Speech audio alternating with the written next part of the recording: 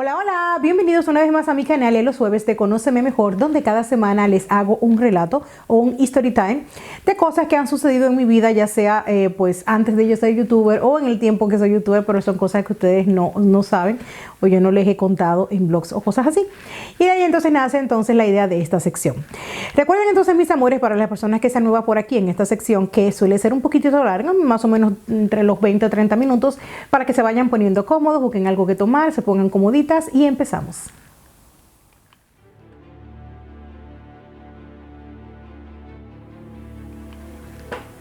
El día de hoy, mis amores, como ya vieron en el título, voy a estar conversando con ustedes para iniciar con lo que son los relatos de misterio. Yo no diría tanto así, sino, sí, como ustedes lo quieran tomar, que yo suelo hacer normalmente en el mes de octubre. Ya estamos más o menos a mitad de octubre, pero lo que yo voy a estar haciendo es que en los próximos 3 videos de los próximos jueves siguientes, contando este también, voy a estar haciéndole este tipo de historias y voy a comenzar entonces con esta, que es algo que viví y que conté hace unos 5 o 6 años, quizás, más o menos.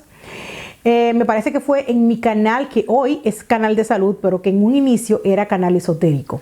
Ajá, las personas que seguían ese canal desde el principio saben y recuerdan esa etapa en la que ese canal se llamaba realmente Esotérica. Y bueno, yo hablaba de ese tipo de temas y luego entonces lo cambié la temática y comencé a utilizar ese canal para mis temas de salud y esas cosas. Y bueno, en ese canal entonces yo le subí un video, pero era bastante cortito, realmente, no me acuerdo ahora mismo cuánto duraba, pero no explicaba mucho en sí que ese día. Y había prometido durante todos estos años volverles a contar la historia de nuevo.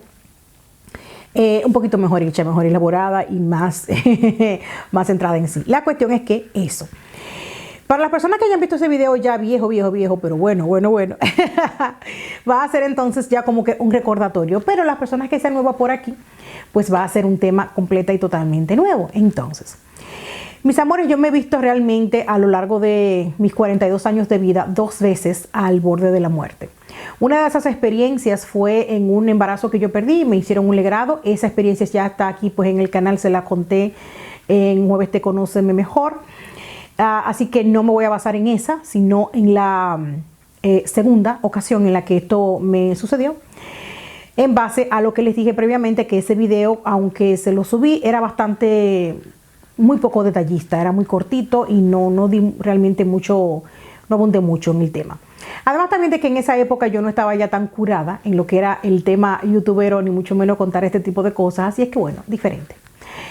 La segunda ocasión entonces en la que yo me vi expuesta a este tipo de situación fue en el embarazo de mi hijo Alex, que es mi tercer hijo para las personas que sean nuevas, y yo me vi en ese embarazo pero que muy mal de salud. No solamente en esa etapa, en ese momento, que a las 14 semanas de embarazo yo me vi prácticamente al borde de la muerte, que es lo que voy a contarles hoy, esa experiencia que yo viví, sino que desde el inicio del embarazo mismo, incluso 2 meses antes más o menos de yo estar embarazada, comenzó parte entonces de lo que sería esta historia que forma un todo. Luego de esa experiencia, además también tuve un embarazo bastante difícil, muy complicado, a raíz de esa enfermedad que me dio durante el embarazo, y en fin. Sucede entonces, mis amores, que cuando yo estaba buscando embarazarme de mi tercer hijo, Alex, que realmente ya mi hijo Manny tenía 10 años de edad, pues yo había tratado de embarazarme y se los he contado en otras ocasiones, en numerosas ocasiones durante esos 10 años y no había sido posible.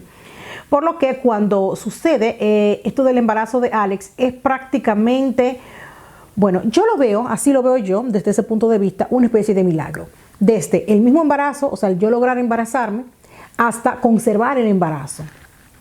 Y le voy entonces a explicar en el video del día de hoy el por qué. Es por eso que para mí, mi hijo Alex, a pesar de él ser autista no verbal, es uno de mis hijos. Yo no voy a decir que es mi hijo más querido, no, porque yo no soy ese tipo de madre que hace diferencia del cariño, amor o atención hacia un hijo o al otro. Para mí mis 4 hijos son exactamente iguales, tanto así que viven conmigo los 4 hasta el momento todavía, y los amo y los quiero a todos y cada uno, pero cada uno de ellos tiene una historia distinta de vida y un sentir de mi parte pues diferente dependiendo de lo que yo he tenido que pasar con cada uno de ellos. El caso de Ale fue un caso muy especial, por lo que yo, quizás esto también me ayudó en cierta medida a yo pues no tener o no sentir, cuando yo supe definitivamente, porque desde un inicio supe que él tenía autismo o algo no andaba del todo bien, Hizo entonces que yo aceptara esa situación sin grandes problemas que se diga, porque yo había venido de un embarazo para con él prácticamente imposible. O sea, fueron tantos los momentos en los que yo pude perderlo o definitivamente no llegar a embarazarme nunca, que el hecho de llegar a tenerlo para mí fue lo más importante. Y cuando supe entonces que tenía su problema de autismo, pues para mí eso fue lo menos importante, porque yo venía de pasar muchas circunstancias. Cuando yo me caso con mi esposo, nosotros nos casamos en el mes de diciembre del 2010. El video de nuestra boda está aquí, en este canal, muy improvisado, pero bueno, lo subí. Nosotros ya veníamos de vivir juntos, un par de meses ya teníamos viviendo juntos cuando nos casamos, ¿no? Y ya habíamos estado planificando o intentando, pues embarazarnos, como se dice, aunque la embarazada soy yo, y no se daba. Pero ya yo sabía de años previos, antes de yo conocer a mi actual esposo, que yo tenía problemas, o sea, ya yo lo sabía. En ese entonces, cuando empezamos a intentarlo independientemente, o sea, solos nosotros, sin ningún tipo de ayuda extra de hormonas o cosas así por el estilo, lo hicimos a ver qué pasaba. Pero realmente yo sabía que yo tenía ese tipo de problemas. Lo intentamos como unos 2, 3 meses o algo así, me parece que fue, ya no recuerdo tan bien exactamente. Y definitivamente entonces yo decidí buscar ayuda profesional con un especialista en fertilización para pues poder lograrlo, porque realmente yo sabía que tenía años tratando y no se había logrado. A eso se le llama infertilidad secundaria. También hablé de eso ya en un video aquí en el canal, porque muchas personas que me vean recientemente o nuevos se sorprenderán o pensarán, pero ¿por qué ella va a decir que tenía una infertilidad o tenía problemas para embarazarse si ya tenía 2 hijos anteriormente? Bueno, pues eso puede suceder. Eso puede suceder. Hay mujeres que tienen un hijo y luego entonces tienen muchos problemas para embarazarse de un segundo. En mi caso fue para embarazarme de un tercero, pero de todas maneras en el embarazo de Manny, de mi segundo hijo, yo también tuve muchos problemas. Eso no se dio así porque sí. Entonces, bueno, esa historia también yo la conté previamente. Simplemente una pincelada para las personas que no conozcan que esto sucede, pues así es. Nada, en ese mismo mes que nosotros nos casamos, yo tuve el primer problema con la vesícula. Nos casamos el 17 de diciembre y ya para el 26, 27 más o menos, eso fue justamente después de Navidad y antes de Año Nuevo, yo me puse muy mal, muy mal. Tenía un dolor inmenso en esta parte alta del vientre, en la parte debajo del seno derecho. Una punzada inmensa y yo no podía casi ni respirar. Me llevaron por emergencia y era la vesícula. Entonces yo tuve muchos problemas con lo que era la vesícula en ese momento. Y cuando el doctor nos preguntó a nosotros, bueno, para ingresarte y todas esas cosas, te hacen ese tipo de preguntas, ¿estás embarazada o lo que sea? Yo dije, no, estoy intentando y esas cosas. Por lo que el médico sabía de mi planificación o mi idea de tener hijos. Entonces, cuando pasó todo eso, que yo conté esa historia en su momento dado, e incluso subí varios videos hace ya, bueno, en esa época, de mi hospitalización y todas esas cosas. O sea, poquitito, porque estando yo en cama yo grababa poco, aparte de que en esa época yo no hacía vlogs familiares así como los hago hoy en día. Pues me dicen en ese mismo momento, bueno, cuando me da de alta, es bueno que hagan un stop en lo que es la planificación de hijos, porque tú tienes un problema en la vesícula, tenemos que quitártela, pero está inflamada.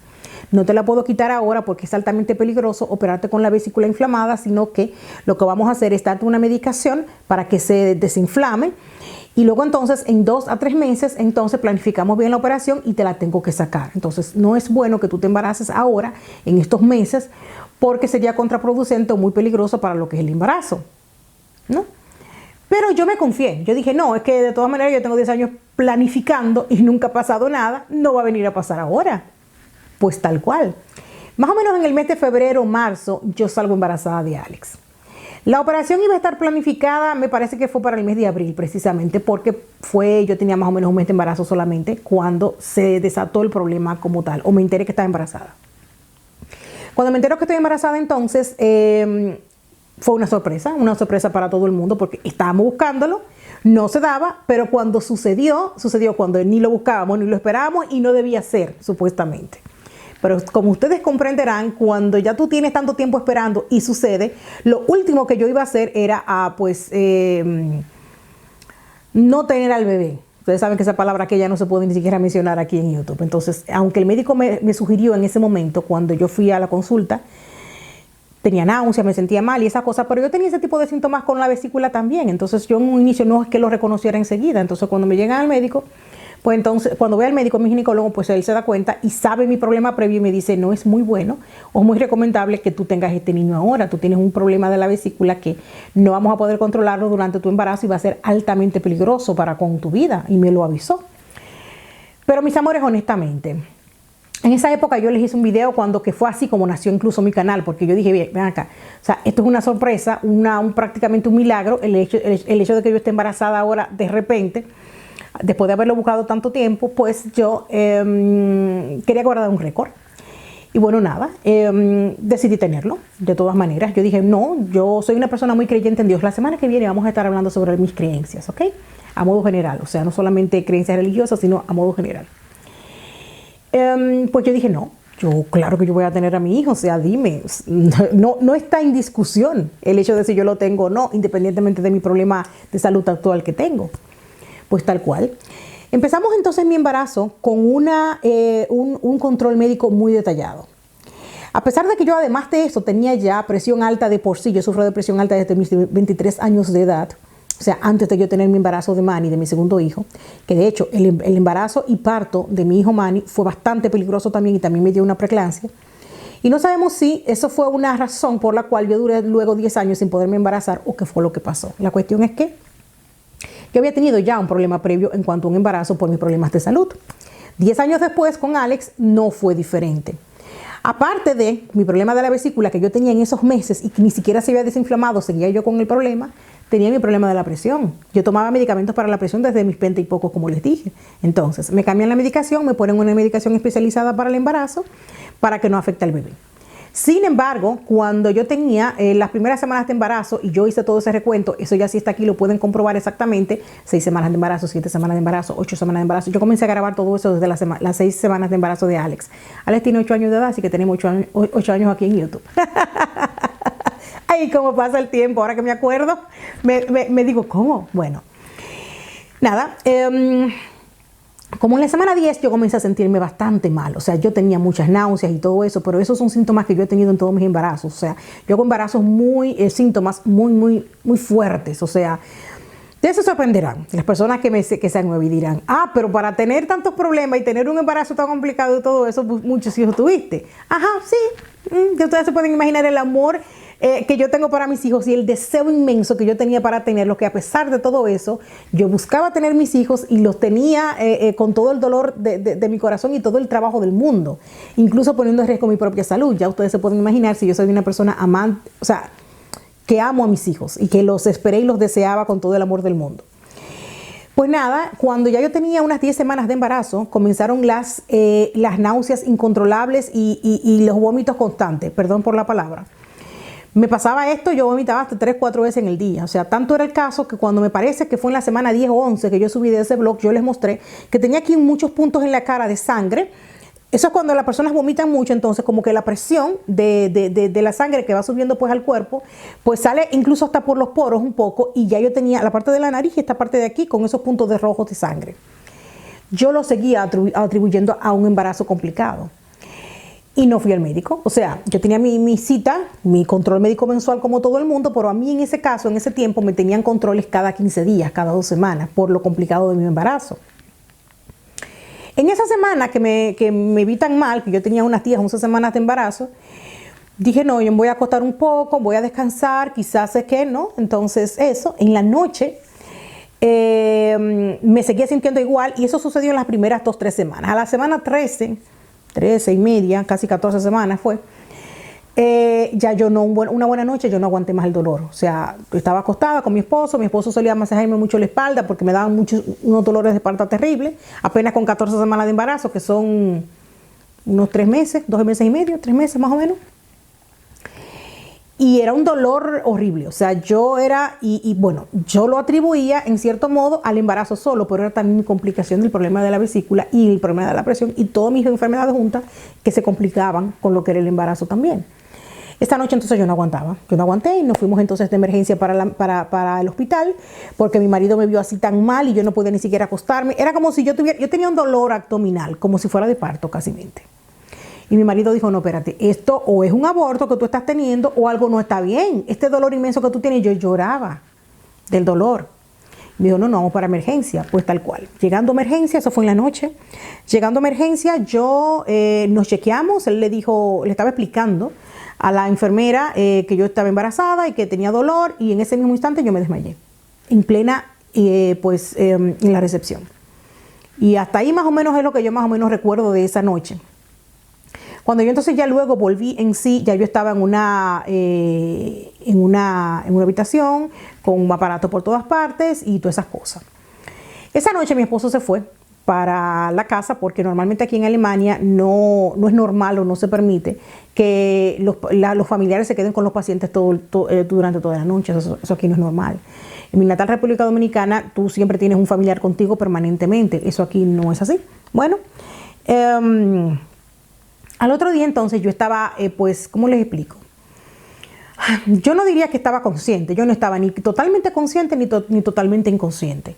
Yo escuchaba, yo sabía que mi esposo estaba ahí, llegó en la mañana, entonces tempranito se quedó todo el día conmigo, él hablaba conmigo, pero si yo le digo a ustedes, si yo recuerdo todo lo que él me decía, no es así. O sea, era como que yo estaba como en una especie de aquí y no aquí. Yo no sé si me puedo explicar muy bien.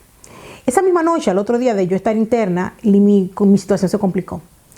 Yo no reaccionaba a los medicamentos, ellos no sabían directamente qué era lo que me estaba sucediendo, cuál era el problema base.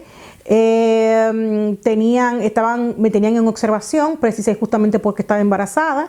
No podían ponerme medicamentos demasiado invasivos precisamente por el hecho del embarazo, para no afectar al embrión, etcétera, etcétera. Pero nada, que la situación se complicó bastante y esa misma noche mi marido se fue, recuerdo, y fue la última vez que yo la vi, o que yo recuerdo haberlo visto así directamente. Caí en coma. Entonces me llevaron a cuidados intensivos y ahí yo me pasé como unos 10 días o algo así, más o menos. Y ahí ando entonces donde comienza esta historia de lleno de mi experiencia cercana a la muerte. Mientras yo estaba en en cuidados intensivos, lo primero que recuerdo es que estaba en la cama. Al inicio yo sí estaba consciente de que estaba hospitalizada, que no me podía mover, me tenían con 1001 aparatos, prácticamente yo no podía moverme prácticamente nada, básicamente también por los aparatos, pero además también yo tenía una sensación de que yo no sentía mi cuerpo.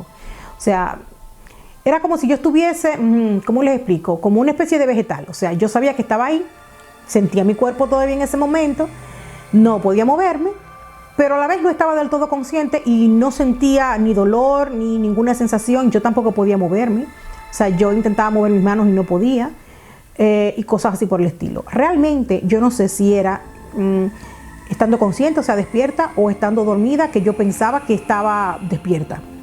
Es algo extraño de entender para una persona que no haya pasado, por ejemplo, una situación de gravedad de ese estilo.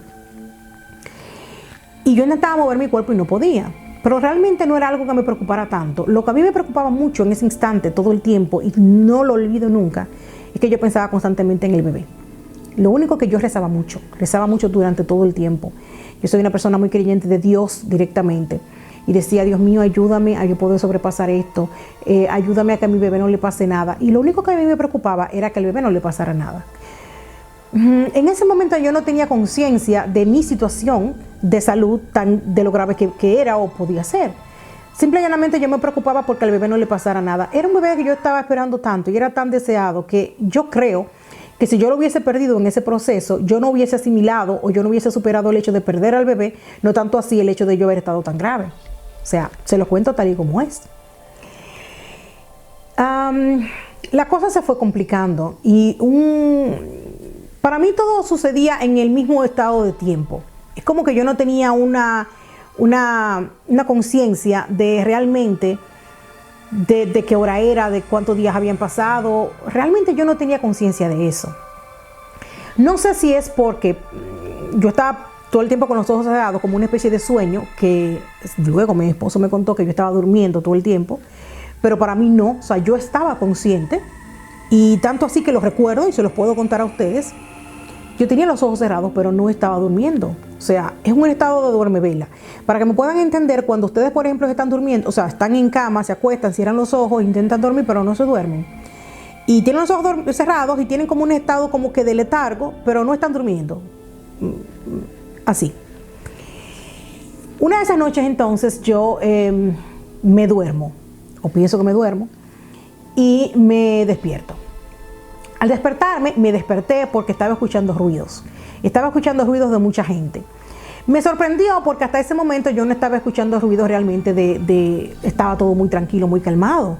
Como es en un cuidado intensivo, una persona que esté sola, evidente. Ahí no hay nadie, ahí no hay ruidos, ahí no hay nada. Pero en ese momento yo me despierto por un ruido extremo de personas. Yo estoy escuchando mucha gente, estoy escuchando como que estaba en un hospital.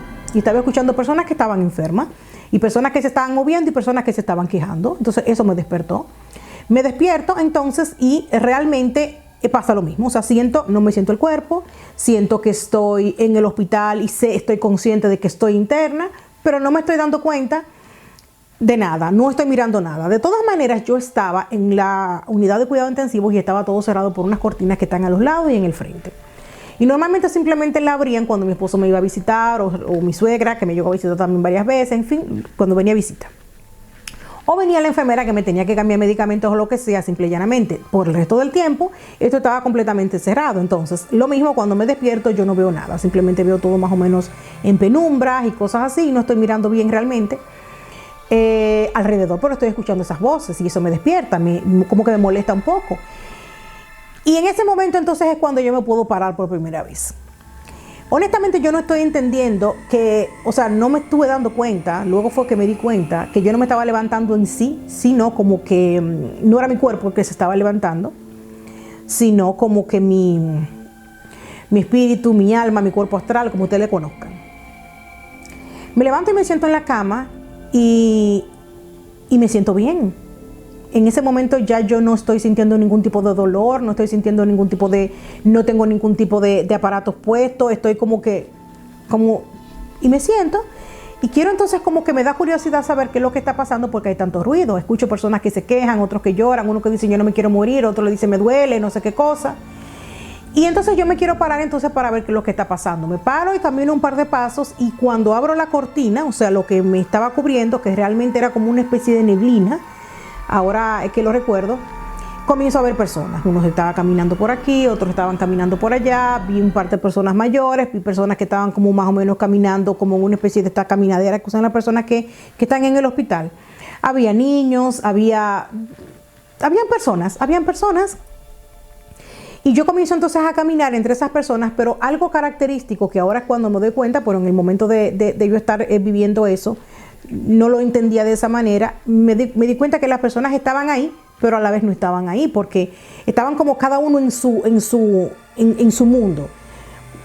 Yo no tenía la sensación de que ellos estaban notando de que yo estuviese ahí. O sea, todo el mundo estaba como en una esquina, como en su lado, como viviendo su propia experiencia o algo así.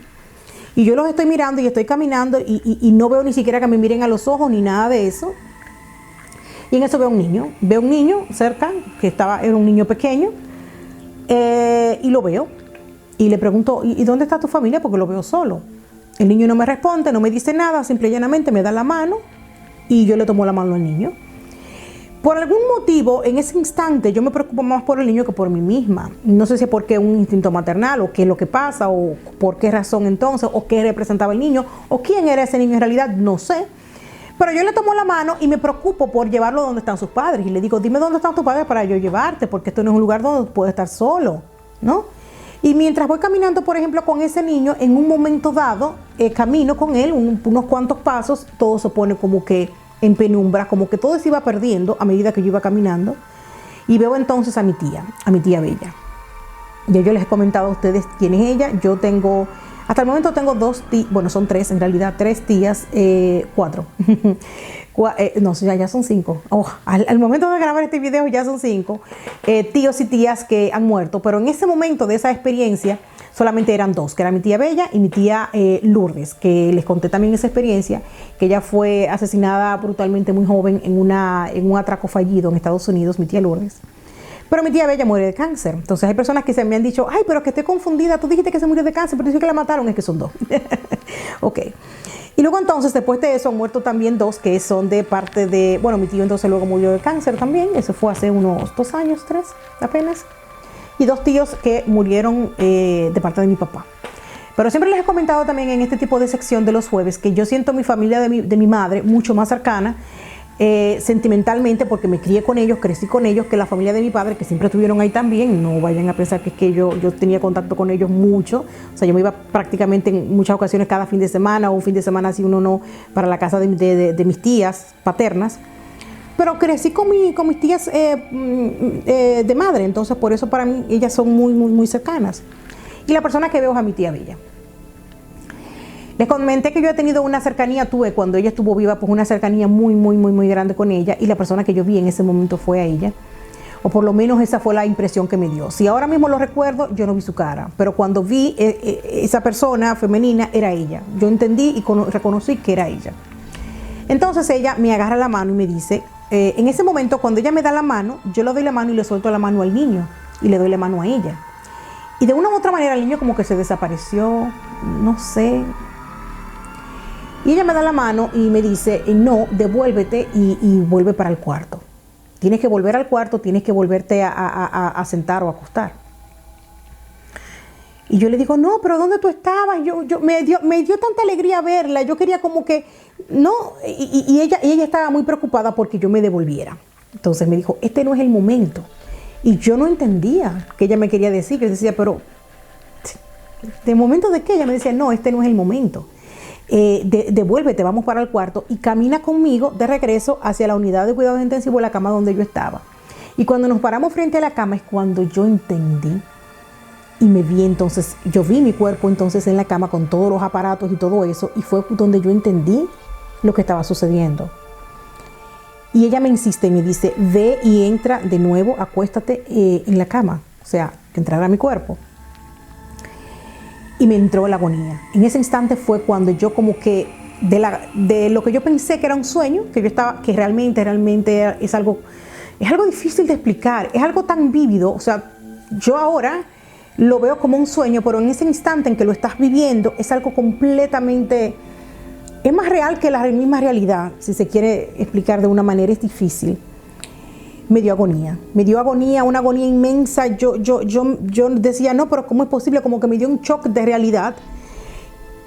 Y yo no quería, y yo le decía que no, que ¿por qué? Y como que quería quedarme en ese instante, en ese momento, donde yo no sentía ningún tipo de dolor, de preocupación, de nada. Era como, y ella entonces me repetía, no es el momento. Nos vamos a ver en otro momento. De una u otra manera ella me convenció de eso, y entonces yo volví y me acosté en mi cuerpo, si se quiere, y fue en el instante en el que yo volví a sentir todo de nuevo. Comencé a sentir todos los aparatos. Yo tenía un suero que me habían puesto aquí en la vena aorta directamente, porque por ahí era más eficiente y más rápido de medicarme, y me molestaba, y fue lo primero que sentí. Y cuando me intenté mover así, lo único que yo podía mover era la cabeza, y sentí entonces la aguja que tenía puesta ahí, y comencé a sentir todos los dolores, toda esa sensación que yo debía de estar sintiendo y no sentía. Abrí los ojos y comencé a hacer un ruido. Yo gritaba, pero no era un ruido que yo pudiera, por ejemplo, es difícil. En eso vino las enfermeras, bla, bla, bla, y en fin, y todo lo demás que ustedes saben que sucede cuando una persona, un paciente está en cuidado intensivo y los aparatos empiezan a pitar y comenzó a pitar, bla, bla, bla, bla, bla, bla. Recuerdo que yo miré hacia el lado y el aparato que estaba midiendo la presión mostraba, eran unos números que ni siquiera son, es como algo surrealista. Yo veía algo así como 200, 300, unos números bastante altos, y el aparato que hacía pi, pi, pi, pi, pi, pi, pi, y eso. Al otro día después, o sea, 2 o 3 días después, fue que yo empecé a entender lo que a mí me había pasado y lo que yo había vivido en realidad. Y honestamente, mis amores, yo les puedo decir una cosa. La experiencia que yo había tenido previamente con una situación similar, o viviendo una situación similar, que fue cuando yo perdí el embarazo aquel, que me tuvieron que hacer un legrado y me pusieron un medicamento muy peligroso y una dosis muy alta, y me pasó algo muy parecido. Pero en esta ocasión fue completamente distinto, o sea, si se quiere, más intenso. Puedo decir una cosa, esa experiencia, hace 8 años, cuando yo estaba embarazada de mi hijo Alex, cambió mi vida y mi forma de ser en muchos sentidos. Desde ese momento yo veo las cosas completamente distintas y como persona, como ser humano, puedo reconocer que eso fue un antes y después completo en mi vida.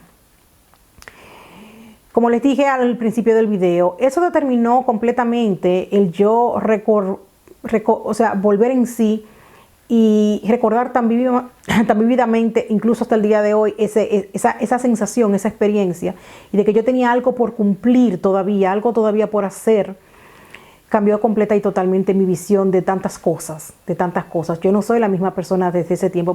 Las personas que me conocen de cerca y mi familia y a modo personal lo saben, lo reconocen, me dicen, es que tú eres completamente distinta a la persona de hace 10 años o algo así. Mis prioridades cambiaron completamente,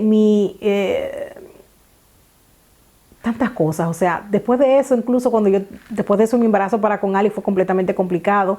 Una de las cosas también que determinaron, porque yo les dije, yo rezaba mucho en esa gravedad que yo tenía, o sea, en mi mente.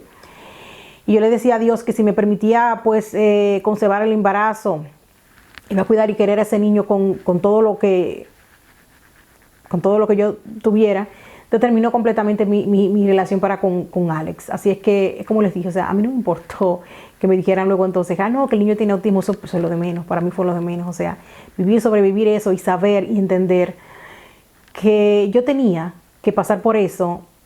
Quizás Dios me hizo pasar por eso para que yo pudiera reconocer la situación, lo que realmente era importante y lo que realmente era grave o no. O quizás me dejó aquí por alguna razón. Y desde ese momento, primero he decidido dedicarle mucho más tiempo a mi familia y mi tiempo a mi familia. Yo antes de eso era una persona que me preocupaba muchísimo por el trabajo. Yo les conté ya a ustedes previamente que yo trabajaba mucho, yo tenía incluso 2 trabajos, trabajaba 13, 14 horas al día y para mí era muy importante el éxito en carrera, guardar dinero, cosas así por el estilo. Y trabajaba mucho y muchas horas y ese tiempo lo perdía yo de compartir con mis hijos mayores. Que en ese tiempo yo pensaba que era lo que yo debía hacer.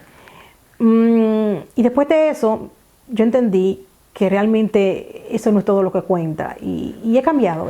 O sea, hay muchas otras cosas más que yo les podía decir, pero me lo voy a reservar. Pero básicamente eso también cambió mucho mi idea de cuando después de yo tener a Alex, no irme a trabajar de nuevo 8 horas a cualquier parte, a pesar de tener que pasar vicisitudes económicas en ese momento, que también se lo conté, cuando nació Alex y nació Maya, en ese tiempo yo tenía pues necesidades económicas comunes y corrientes de una familia grande que solamente trabaja una sola persona. Pero lo decidí en base también a eso y el saber, yo no sé cuánto tiempo más me queda. Yo voy a darle a mis hijos lo mejor que yo le puedo dar, que es mi presencia. Un sinfín de cosas. Voy a guardarme el resto. Bueno, nada. Eso era lo que yo les quería comentar entonces en el video del día de hoy. No olviden entonces que el día de mañana vamos a estar teniendo otro video más aquí en el canal y ya ustedes saben. Hasta la próxima.